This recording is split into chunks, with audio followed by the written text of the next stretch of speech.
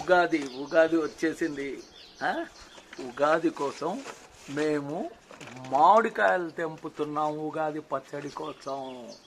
ఓ ఎన్నున్నాయో రిషి, మామిడికాయలు చూడరా ఎన్నున్నాయో. నేను కర్ర పెట్టి ఇలా తెంపుతూ ఉంటా, నువ్వు కిందికి వెళ్ళి ఈ సంచిలో వేసుకొని రావాలి. నువ్వు నాకు మామిడికాయలు చూపెట్టాలి. ఉండు ఫస్ట్ చూద్దాం ఎక్కడున్నాయి. ఇది ఫస్ట్ ఇది చూద్దామా.